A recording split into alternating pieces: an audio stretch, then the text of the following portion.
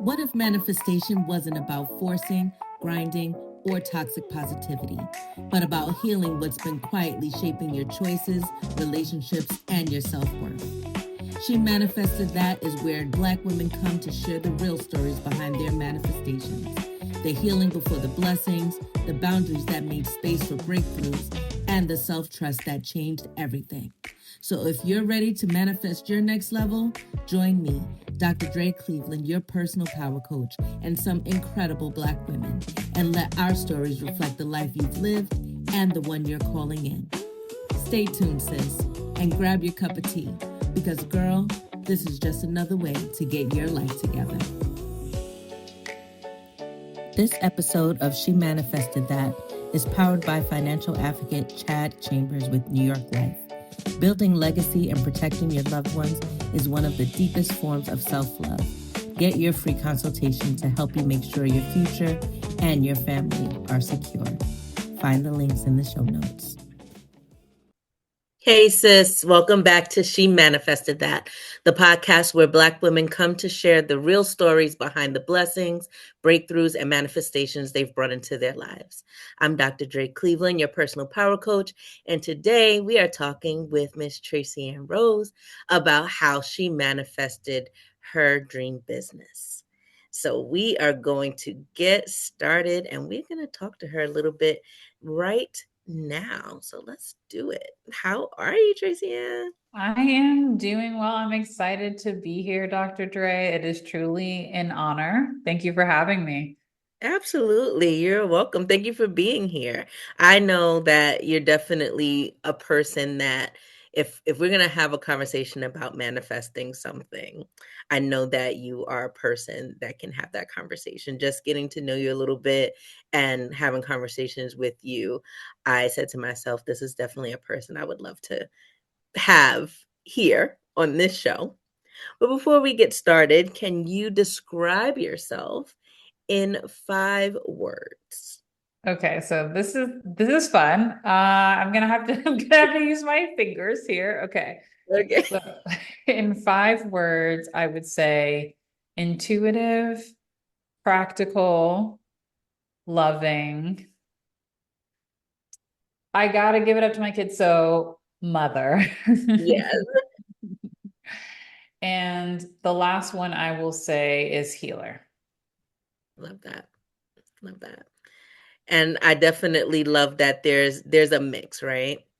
So in other words, there are the words that describe you as a human, meaning you being those things regardless of the space that you're in, but also, not discluding that you are people's mother, right? Which is a really important job, but one of the identities that we tend to take on, and one of the identities that people, especially us as Black women, tend to make who we are, right? Absolutely. It can take over your sense of self.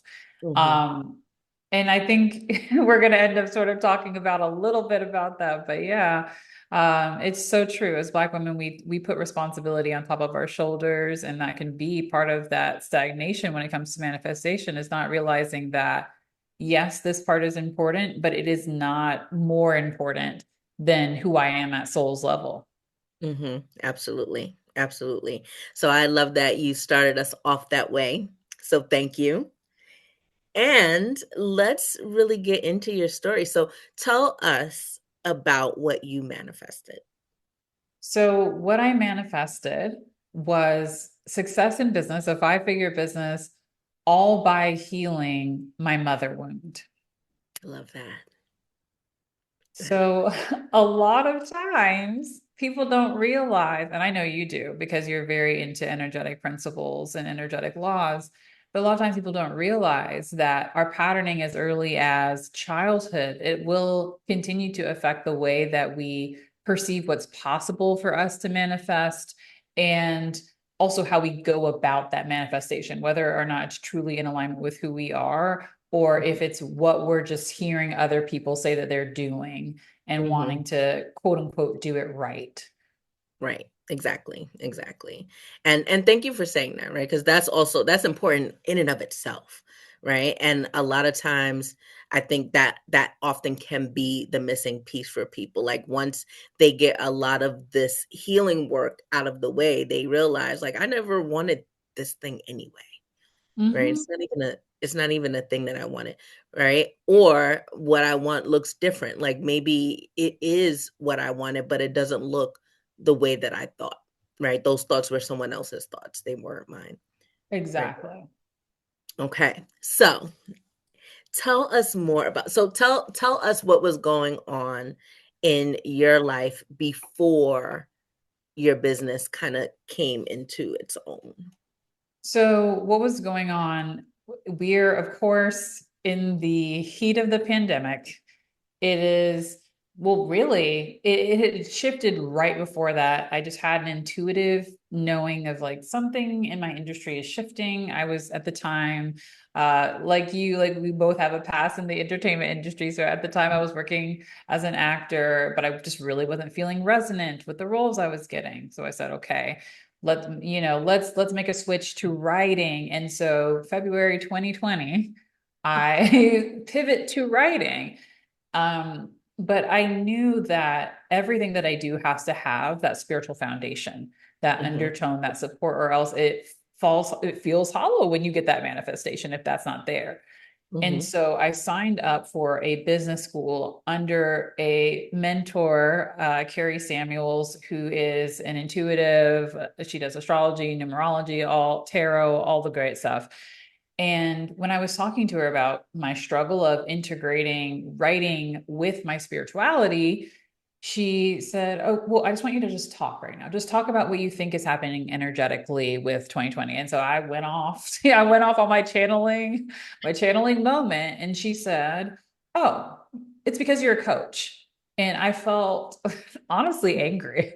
I was like, yeah, "Coach, that's not a real job. Like, like I'm talking about writing. Like, why would you say that?"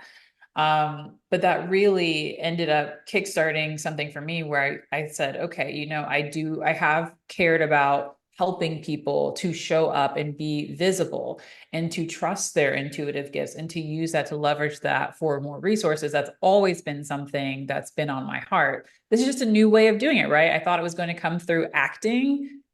It's actually needed to come through coaching. mhm. So at that point, I was actually in my third trimester with my second child. Wow. Yeah, so I had a toddler running around, and then I was about to burst, and I decided, okay, I'm going to listen to Carrie's advice, and I'm going to at least try. And so I briefly started a visibility coaching business for spiritual entrepreneurs to help them feel more comfortable on camera. And I didn't expect this. I got booked out immediately, to the point where I had to close my calendar because I was giving birth. I was going to be giving birth soon, and I wanted to Very good. off. Fun fact, my child came early anyway and did not care about that week off. Um, my child came in hot on the last coaching call, and I was like, of course, Oh, that's so funny. yes. That is funny.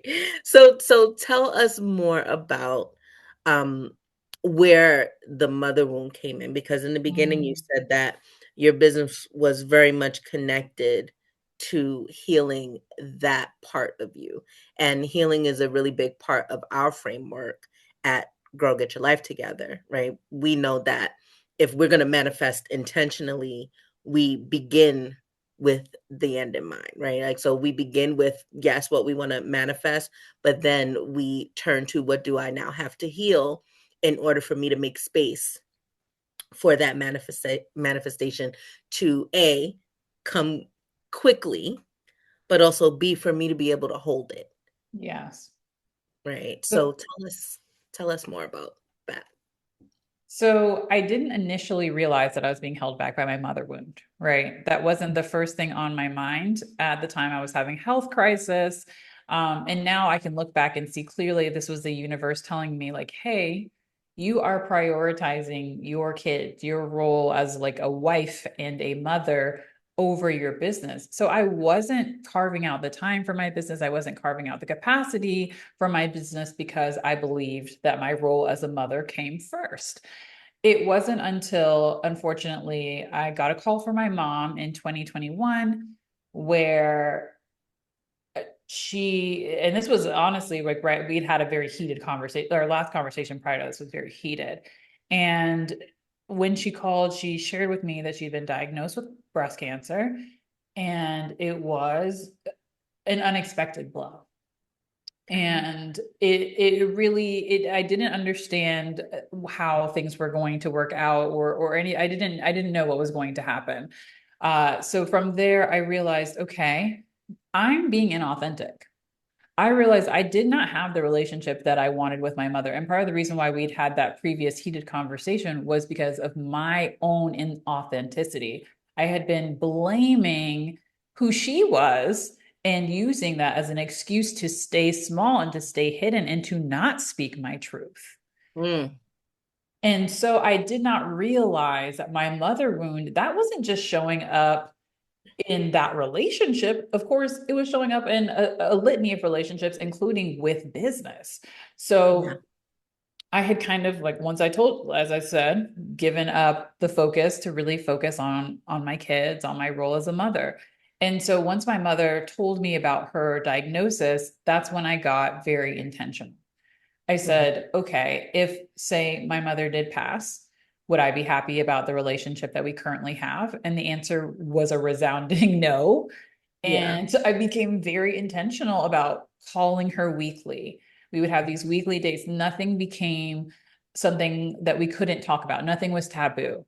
We have different spiritual beliefs. She's more traditionally like in the church Christian. I am more Yeah. spiritual. So of course we had that contention, but we just shared and we found commonalities there.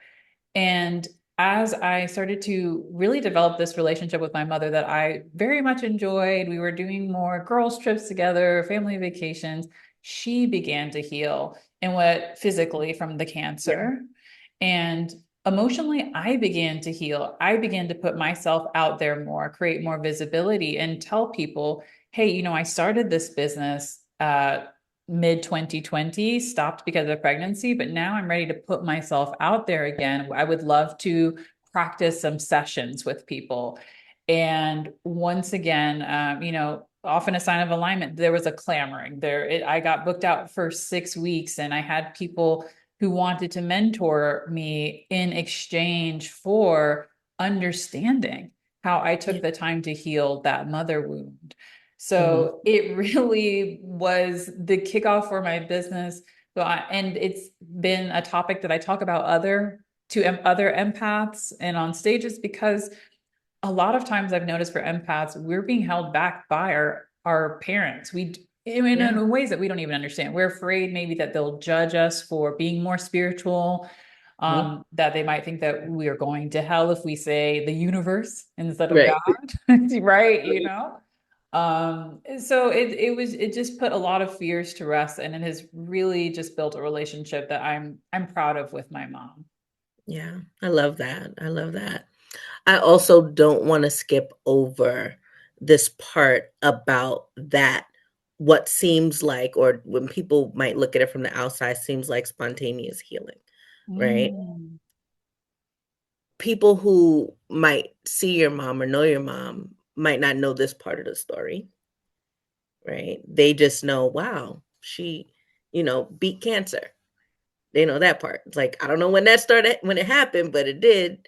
They might blame it on chemo. They might not blame, but like give that the credit, right? Right. Or whatever, so have you. But what I heard in what you're sharing is that healing created a salve internally for her just as much as it did for you, and created the space for her to naturally heal. And I don't want to skip over that, because that's part of the reason why we do this work, right?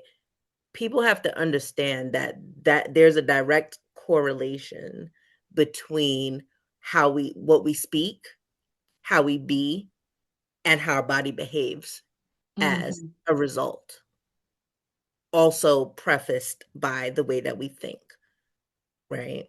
And we don't give enough voice to, here's who I was being before this. Here's how I was thinking. Here are the things I was holding on to, and not realizing that those things very much control what happens on the insides of our bodies. There are studies, a lot of the studies that I worked on during my dissertation, because my doctorate is in metaphysical science, right? So I did a lot of focus on quantum physics, and also how, the heart mind coherence, right? And there's tons of research, tons of research, and it'll be in my book too. So, we can not spend our time talking about all of the research, right? But there's so much research around literally the power of our tongue, right? And I mean that emotionally and verbally, right? Because whatever we're saying out here, that means it's happening in here first, Oh, absolutely. right? And we don't always connect the dots between, that's why there's literally dis-ease in my body, because I'm not at ease, because my mind is not at ease, my spirit's not at ease, my emotions are not at ease. And you making that decision to say, I'm going to choose to be authentic in this moment. I'm going to choose to take these steps with my mom, because I don't know how long I have with her. You, by default, helped her heal that wound for herself. And I want to throw something out there that I think is easy to ignore, is that yes, there was intentionality, but there was also structure to create the capacity.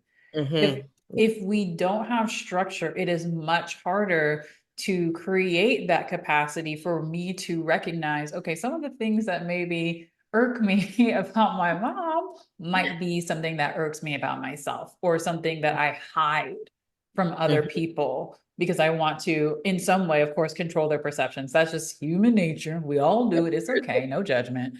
Right. But being intentional in like spending that weekly phone call with each other, it just showed so much how similar we were, and that there was just space for us to heal when we dropped the roles, right? When we dropped the like, okay, my mom trying to save my soul because she's my Christian mom, right?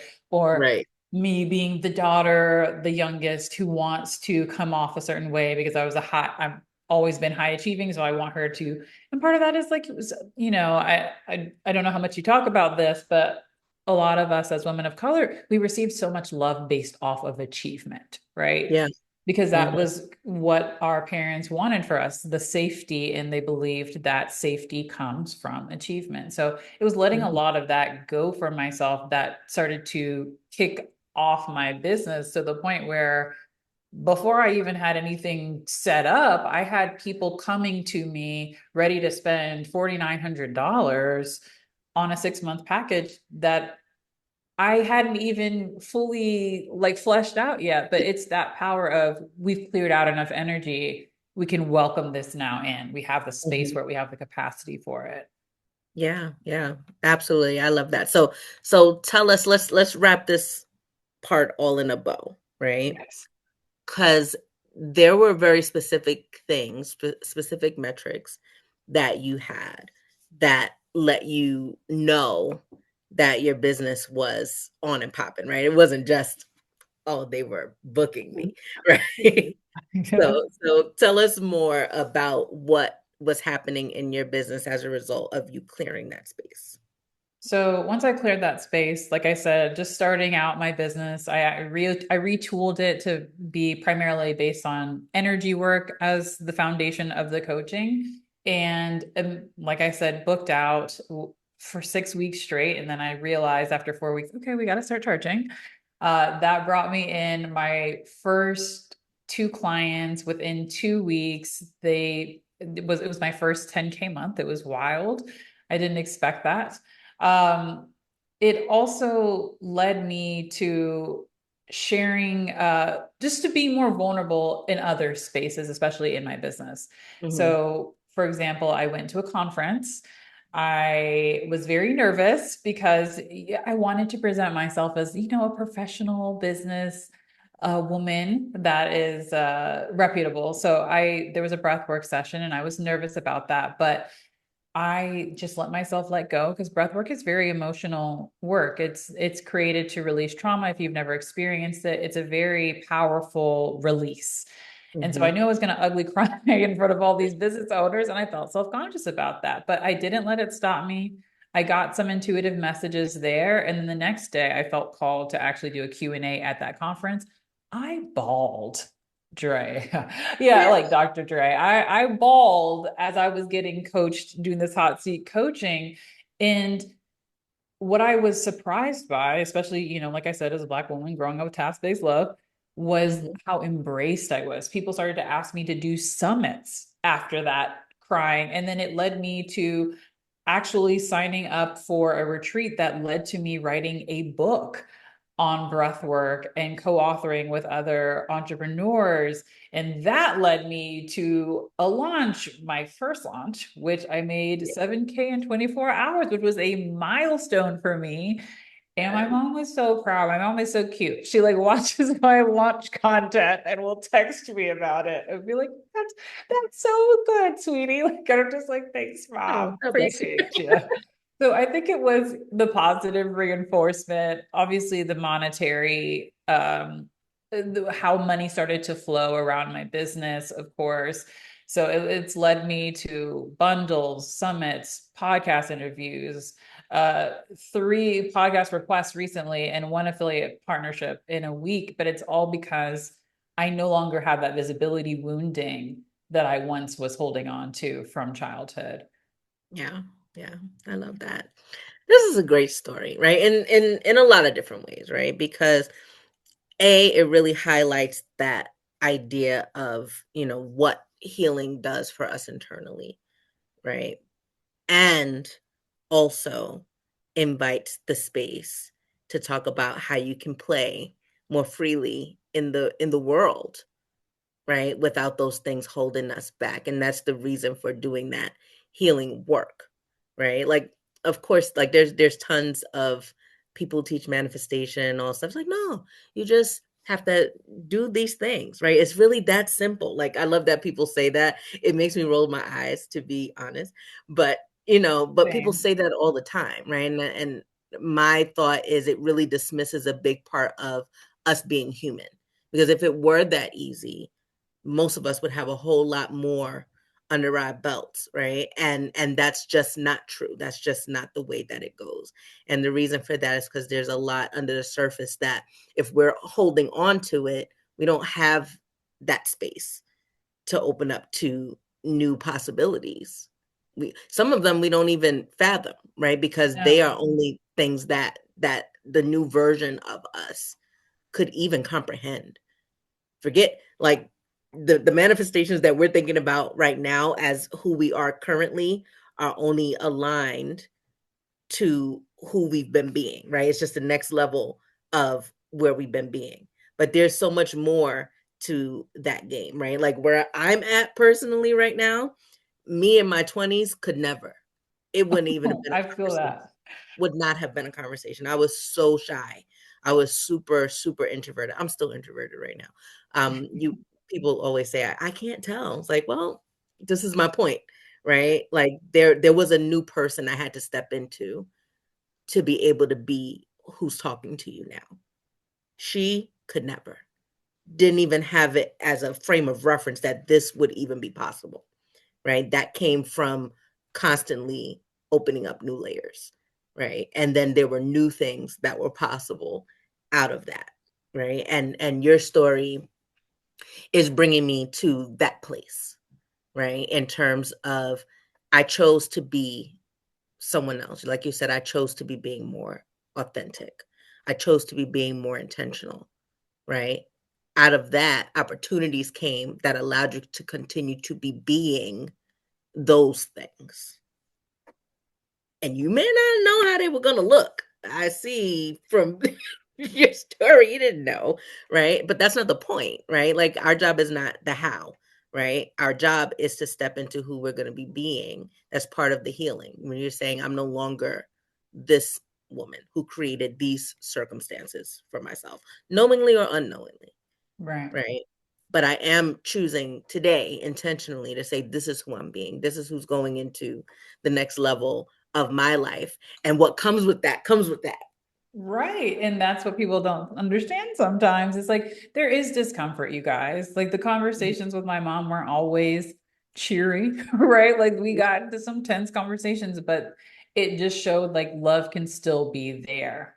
And Mm-hmm. same thing with business, you know? I mean, I had to overcome health challenges. I have autoimmune issues, and it's had me consistently just recognize as I'm building capacity, okay, that just means I need to restructure. It doesn't mean quit. It Yeah. means something needs to shift here. I'm coming into a new identity in order to manifest this next level. Yeah, absolutely, absolutely. And just such an important part and a big part of what's missing in a lot of manifestation programs or things that people talk about. And so for us in Black Girls Manifest the Experience, right? Because my book is called that too, right? But the program itself, we do a lot of work on identity activation because it's the hallmark. Right? You could say you wanna create anything. You say you wanna create I always use the example of $1,000,000 because everybody wants to create Right. $1,000,000, The right? check that they write to themselves in the mail, the $1 million Yes, check. yes, exactly, but 9 times out of 10, we are not the person who would be able to hold $1,000,000. We're not the person who's able to even believe that you could have $1,000,000 because if you did, you would have it already, right? And Absolutely. then Absolutely. yeah, but we're wondering why we don't have that, right? And not realizing that begins at an identity level, period, right? Because this is why people have you heard that stat where people who win the lottery or whatever so have you, even if they do for Yeah. some reason manage to get $1,000,000 or better, it's usually gone within the first 3 to 5 years, right? Because they are still the same person who was operating on $30,000 a year, They did right? not build their financial capacity. They did Right. not get the skill set to manage what they had. Yes, it Mhm. happens. It happens. I mean, in business too, of course. Yeah, Like, but 100%. it's just reminding ourselves not to give up. And Mhm. it's asking, okay, where do we need to build capacity? And if you're fighting structure, which I see a lot with spiritual entrepreneurs, no judgment, I get it. If you're fighting structure, what about your childhood made structure feel unsafe or Mhm. unsupportive? Yeah. Yeah, 100%. 100%. And also, right, like, how do you balance who you know yourself to be with who you're becoming, right? Mhm. Because there's also the flip side of that, where for some people, yes, structure feels like the devil, to be fair, right? But some people have developed a value of freedom. Mm, Right. Like, it's just it is who they are at their core. It's not something they necessarily wanna change, right? But how do I combine the 2, right? right. Because one feels like priority or necessary for certain things in my life, right? And I may not be adept. That's just really what it is, right? But how do I still be free and invite structure? Like, what does So that for us, for business owners specifically, especially if you are empathic, spiritual, also if you got some mutable signs in your like mutable heavy, that's a mean? Gemini, Virgo, Libra, sorry, Gemini, Virgo, why am I forgetting Pisces Mm, and of course Sagittarius. There we go. yes. Yeah, so if you have those in your big three, if you have a stellium there, if you have your north node or your midheaven there, then yes, like that's part of your journey. And there's nothing wrong with that, right? Like that just means that you have to do things differently. I have a client who is a Virgo rising, and something that she's realizing for herself, because she's also a projector in human design, so very limited energy levels, Mhm. is that she needs to be in a synchronous coach, right? Like, Mhm. because that gives her the freedom that she needs, Yep. but still the structure, right? Like you Mhm. have all day to respond, to have thoughts, to move, to go see a movie if you want to. We don't have to lock ourselves in, but once again, it's that programming. Like, where were you told that structure is Mhm. bad for you and that structure can't be right for you? Because Right. everyone can have their own business, look their own way, or monetize something, bring in that extra manifestation of money. It doesn't have to be so clinical or by the book, because we're Right. actually throwing out the book in this new paradigm. I know you already feel it. Throw out the book. That's what I'm talking about. Throw out the book. But you're not wrong, right? Or that people really have an idea, and I don't even blame our parents on this. I blame the school system. That's what I'm like, right? But having you really believing and seated in this idea that it has to look a certain way. Structure looks like 8 to 3, 9 to 5. All of the way that we kind of got all socialized. Right. Indoctrinated, Yeah, really, into this yeah, capitalistic mindset of like, if you don't show up every day, same hours, do the same things consistently, then you are worthless, that right. you don't have value, that you're not reliable, you're not professional. And Hmm. it's a myth. It's a myth. It's a myth. Right. Exactly. And that's why I love this new generation who are teaching people that they could throw the book out, because they're like, not only did I not do it with structure, I am a millionaire, and it's because I made videos on the internet. It's what I wanted to do, and I did that. I love Now it. tell me I'm wrong, right? I love it so much. Anything is Exactly. possible. Exactly. This generation to me is the epitome of I am clear that I manifest and create my reality. Nobody else gets to tell me how to do that. And I love that for them. I love that for them, for us. Yeah, I borrow from them. I mean, not the slang because I'm not that cool, but I borrow their tenacity, their audacity. I'm like, oh, okay, you're doing this, and you're doing this with no shame, no drama. Let's do it. That's Yes, inspiring.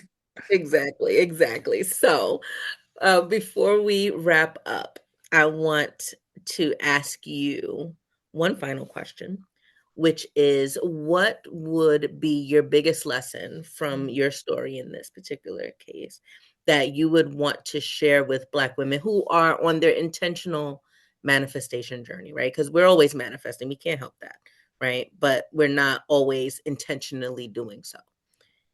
And so, what would you say to them would be most important? I would say the most important thing is really getting in connection with your body. I was ignoring the signs of this mother wound Mm, my whole life, yeah. essentially. I wouldn't, and you'll notice it. Notice how you feel after you spend time with your parents. Notice how your interactions with them are. Do you like calling them, or is it an obligation? All of these things are affecting the way that you are able to not only receive love, but also resources.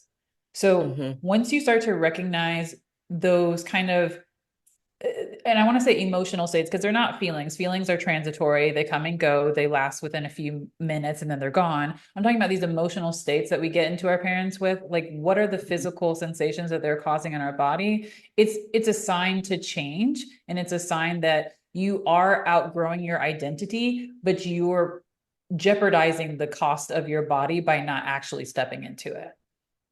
Mhm. I love that. Okay. Thank you for sharing that, because that's a super important lesson for people to learn, right? And I want to make sure that everyone has a way to connect with you, right? So can you tell us where we can find you on socials? Yes, come find me on Instagram and TikTok at Tracey-Ann. Well, hold on. Let me go back. You can find me on Instagram and TikTok at Tracey-Ann.Rose.official. And I'm going to spell my name because it's a very Jamaican name. People have trouble with it. Tracey-Ann is spelled TraceyAnn dot rose, like the flower, our ROSE dot official. And you can find me on Instagram, you can find me on TikTok, and I love talking to people, so feel free to engage. I would love to meet more of your community members. They seem so kind. Yes, absolutely. And like we already talked about you jumping into the sister circle, and I saw that you did that. So that's a great place to do that. And shameless plug, full plug maybe, right? For those of you who are interested in joining us in the sister circle, you can find us at www.ggYlt.com, and then you can join us too, and it is absolutely free to join. So make sure that you do that. And I want to make sure that you remember to go and download the manifestation readiness check at amireadytomanifest.com. It's a quick and powerful way to see what's standing between you and the life that you're calling in. Because if Tracy manifested that, so can you. Remember, your desires are real, your healing is valid, and your next level is already calling your name. So until next time, keep believing, keep becoming, and keep manifesting. Ciao. Hey sis, don't go just yet. I want to share something really special with you. Black Girls Manifest is a book and an experience that I created for Black women ready to heal, remember who they are, and manifest from alignment, not struggle. If that's you, visit getblackgirlsmanifest.com and take your next aligned step.